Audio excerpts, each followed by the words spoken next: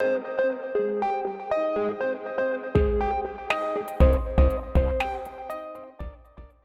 we could all take seats, we're going to go ahead and get started. I would like to welcome all of you out this beautiful summer afternoon to the, we want to welcome you to the Geraldine E. King Women's Resource Center. We're pleased to have all of you here to celebrate the ribbon cutting of this facility. I'm Harris Simmons. I'm the president of Shelter the Homeless, which is a nonprofit organization that will own these resource centers, and they'll be operated by other operators. But it's my honor, my pleasure to welcome all of you. This facility is one of 3 new resource centers which are part of a broader change to how our homeless services system is going to operate here in the Salt Lake Valley. A system that will help individuals and families experiencing homelessness to achieve self-sufficiency and housing stability. The resource centers will provide not only a safe, warm place to sleep, but also services throughout the day, including case management, employment services, medical services, life skills classes, meals, storage, housing help, and much more. We want to thank the many individual and corporate donors who've helped to make this possible, and we want to especially thank Pat King and his family for their generous donation to this project.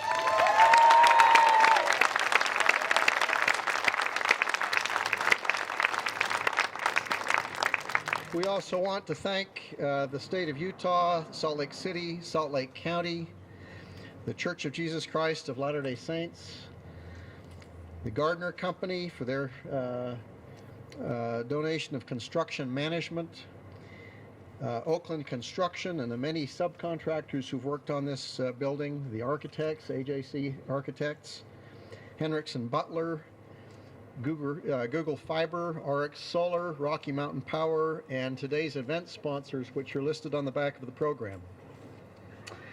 We look forward to partnering with Volunteers of America who will be operating this facility. And I'd now like to just introduce the balance of the program. We're first going to hear briefly from Kathy Bray, who's the CEO of Volunteers of America, Utah. After Kathy, we'll be pleased to hear from Salt Lake County Mayor Jenny Wilson, and then from Salt Lake City Mayor Jackie Biskupski. And following Mayor Biskupski, we'll be delighted to hear from Pat King. We'll go to that point in the program. Kathy.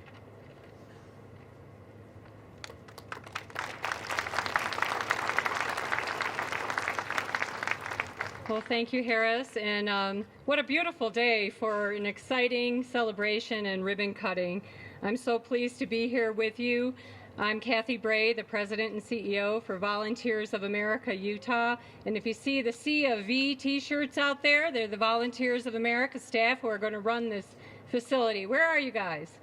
There they are, so, okay. I'm honored to represent Volunteers of America, and I first want to thank the King family, and I've met several of you, and I hope to meet more of you, and thank you for what a generous contribution you've made to our community in Geraldine E. King's name. Thank you.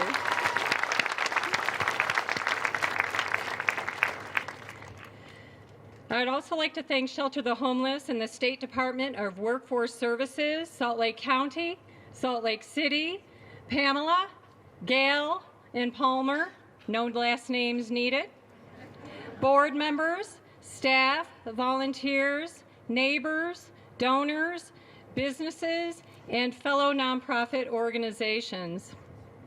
A couple days ago, I went with a group of Volunteers of America staff to walk through the shelter where many women are currently staying. We first saw her on the stairs when she stepped aside and said, "You go ahead, I'm slow." We each responded, "It's okay, we'll all go at our own pace, see you upstairs," and we continued on our way. We walked through the dorm of bunk beds, and there she was again across the room, making her bed, the bottom bunk. Several other women were in the dorm, resting, cleaning, talking to each other, organizing their belongings. Then we saw her a third time when she was sitting in a chair in the laundry room, waiting for the washer to finish. She's a petite woman. She wore glasses, does not have any teeth, and is probably my age. She is homeless. She is without a home, so she lives in the shelter. We don't know her name yet.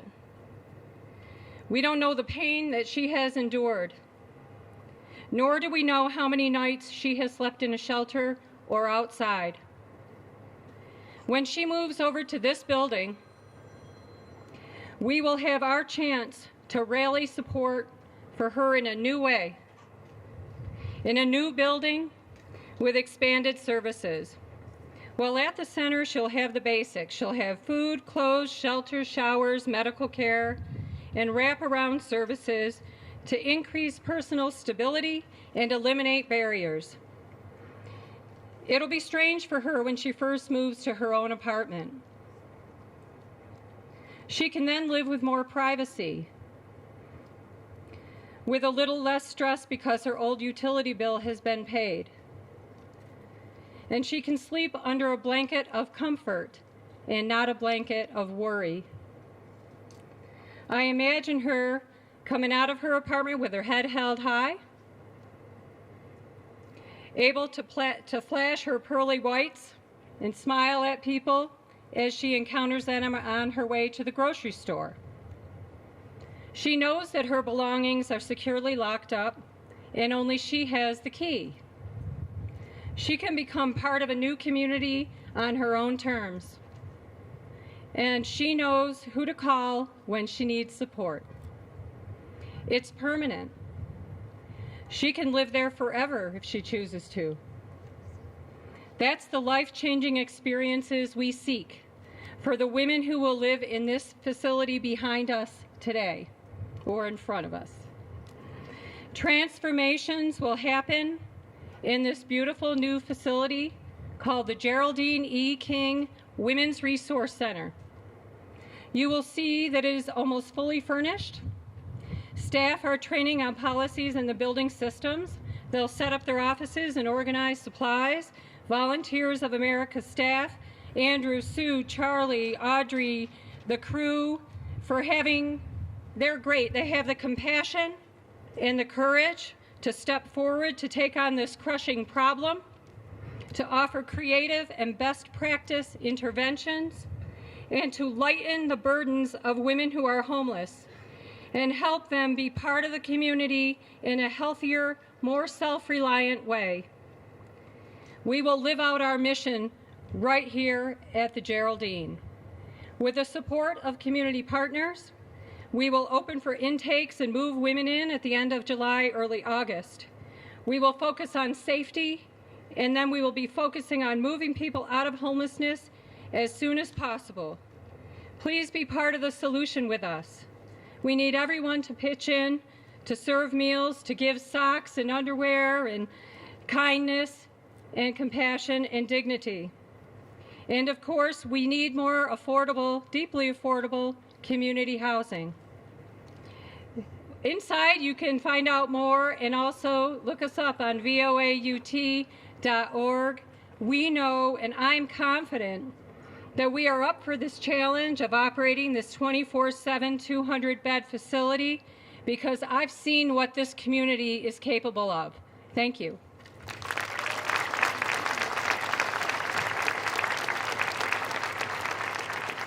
Well, thank you. I am so deeply honored to be here today and to have Salt Lake County included in the festivities, the celebration. It really is a special day, and what a beautiful day.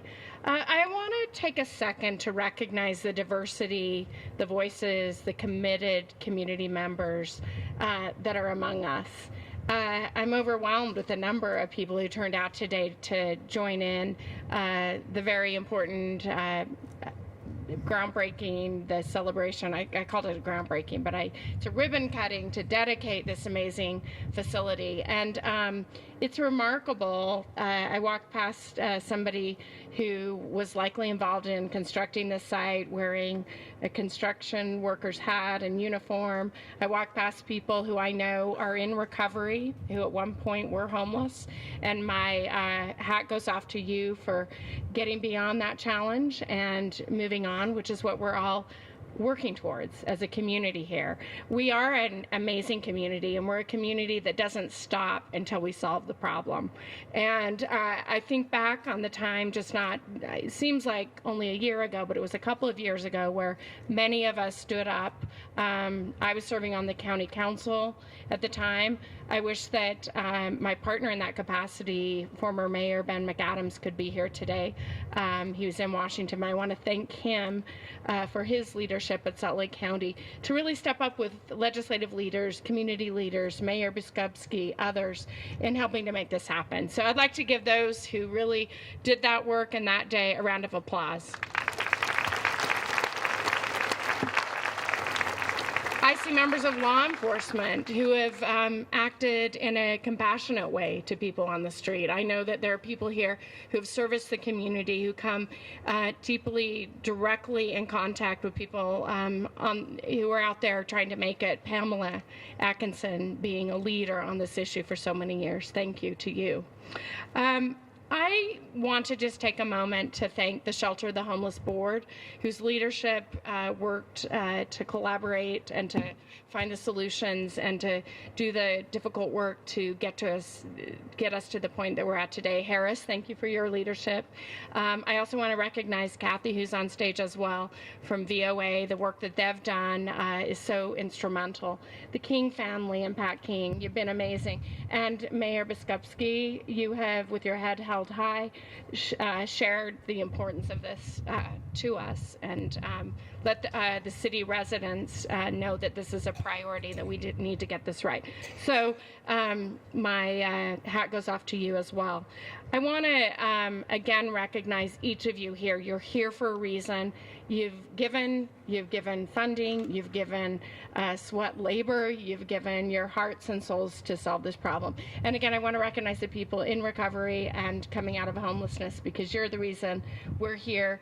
To the people on the street, Kathy very eloquently shared a story of a person soon to be cared for. That's what this is about. And in closing, I'm going to say, I thought about my remarks today. I kept tripping over C words, so I'm going to read some. Collective, compassion, coalition, community, celebration today, care, coordination, and the continuum of care. And there are many more, but let's focus on the celebration today, and thank you all for being a part of this.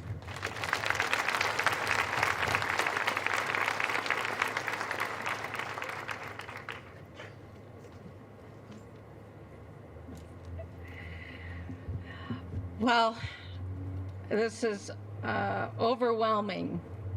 We have been on quite a journey. So thank you for being here today. This is no ordinary day, and this is no ordinary ribbon cutting. Certainly not for me, and I assume not for the city staff that is here today. When I look at this building, I see hope for new beginnings. I see our housing and real estate staff poring over maps of Salt Lake City, working to find a location that could truly heal people in need. I see our engagement staff compassionately explaining the new model to concerned residents and business owners. I see Deputy Chief of Staff David Litvak's passionate conviction to always do what is right, regardless of how difficult the task is. Thank you, David. And this building is a manifestation of dozens of people who spent countless hours creating a place of hope. If a community is to be judged by how it treats its most vulnerable population, Let the Geraldine King Resource Center be a testament to the empathy, compassion, and dedication of Salt Lake City. Let us see an example of the strength and perseverance and the power of helping our most vulnerable residents. We each come here today with a different story, a different background, different passions that drive us. But we are united by faith and ambition. Faith that if we as a community donate our time, our energy, and our dollars, we can make a difference. We are here today because as a community, we believe that investing in the lives of those with the least is our duty. We are here today because as a community, we believed we could do better, and we had the courage to find the path. Each and every one of us deserves a life of dignity, respect, and kindness. And it is our moral obligation to help one another rebuild what has been lost, recover from our past, and move forward with our future.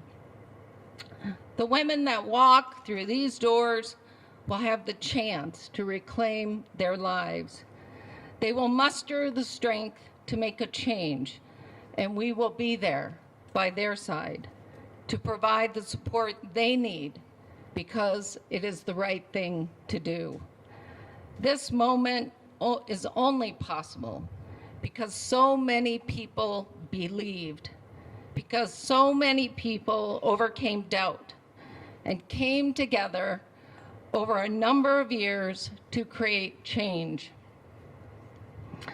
I want to thank Mayor McAdams, who is now a congressman, who I am not seeing here today.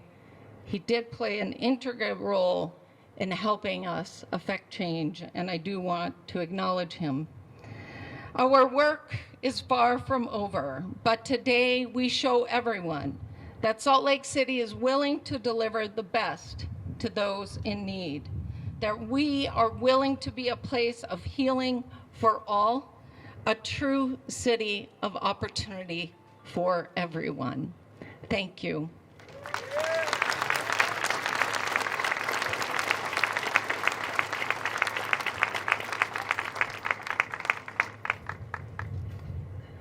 Don't get scared. This is 2 pages blown up so I could read it.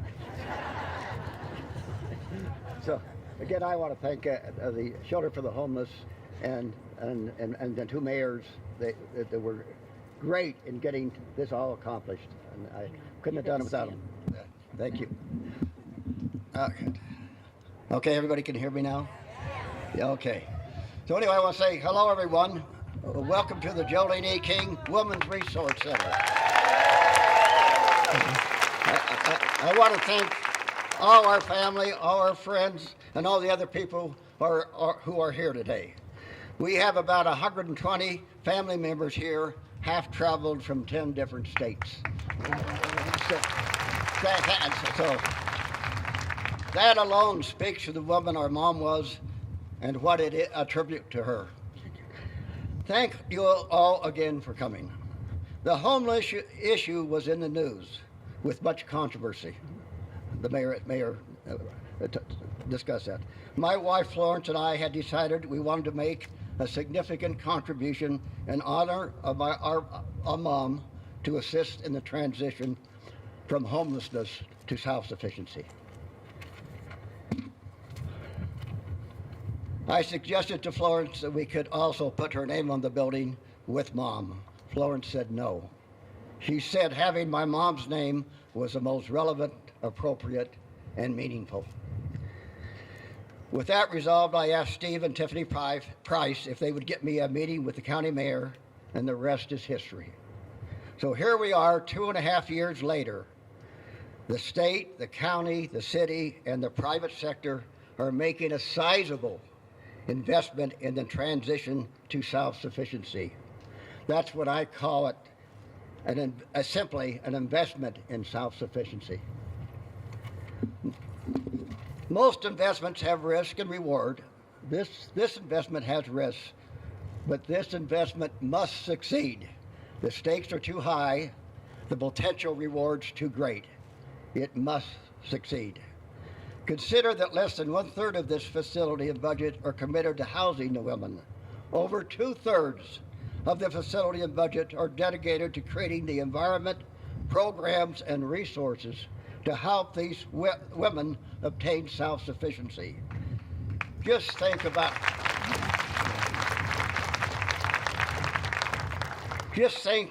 a few of the financial rewards: saving in the cost of welfare service, costs expended for services by private and public agencies which can be redirected to other needs, medical and confinement costs. But most of all, the savings generated by turning individuals that create a social burden into contributing members of society. But probably more important are the human rewards.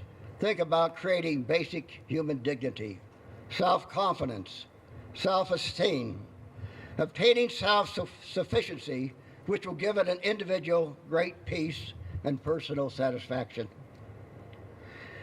Then hopefully many of these women and their children will give back. My mom and her children did.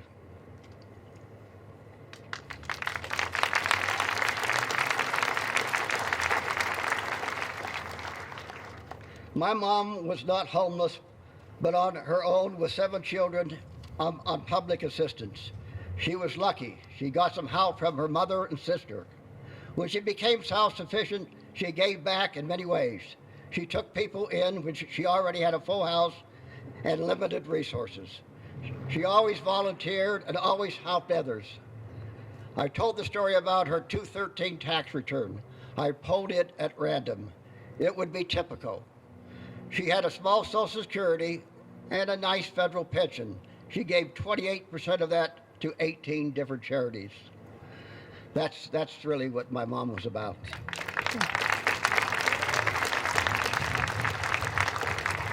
My mom would say to me, "I do not deserve this honor." And I would say, "Sorry, Mom, unfortunately, you did not have a choice. You're deceased." She would also say to me, "Pat, you have been very successful and you give a lot back. And I'm very proud of you. But," she said many times, "let's also think about the many people that have very little money and live from paycheck to paycheck. They have very little money and time, yet these are the same people that help their neighbors when they're in trouble and contribute and volunteer at the soup kitchens and other feeding programs, the food pantries, the thrift stores, the schools and agencies that deal with the many needs of children and adults, the hospital. They build housing for the poor. Ring the bell at Christmas for the Salvation Army," and the list goes on and on. She would say, "These people make the real sacrifice and are my heroes. We must not forget them. They should be honored." I say, "Mom, we will not forget them. We all agree they are heroes, and we do recognize, honor, and thank these heroes with you today."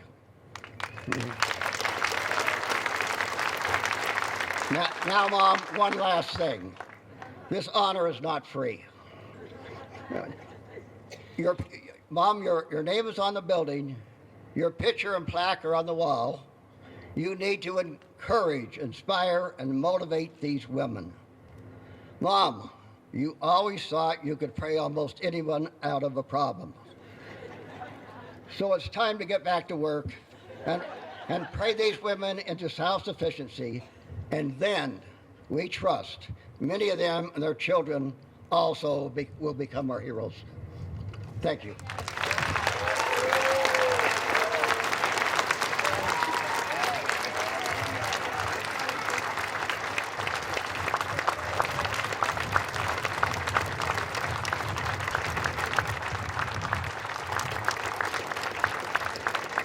Thank you so much, Pat. You're an inspiration to all of us. We want to thank you all for coming. One last word. We haven't concluded the fundraising for this shelter, this resource center, and the other two that are being completed. And we want to continue to encourage your support at, if you can donate at homeforchange.org. It's home numeral 4 change.org. And we really would appreciate any support that the community can continue to provide to this great effort. We're going to move around to the front of the building now, and we're going to invite Pat King and some of his family members, Shelter the Homeless board members, and other invited guests to cut the ribbon. After that, we'd invite all of you to feel free to take tours through the building. We also have the new 4th Street Clinic's mobile clinic here, and that's available also for if you want to duck in and see this new mobile clinic. It's going to serve the needs of the guests that we have at all 3 resource centers. So with that, we'll move around to the front and we'll cut the ribbon, and thank you for being with us.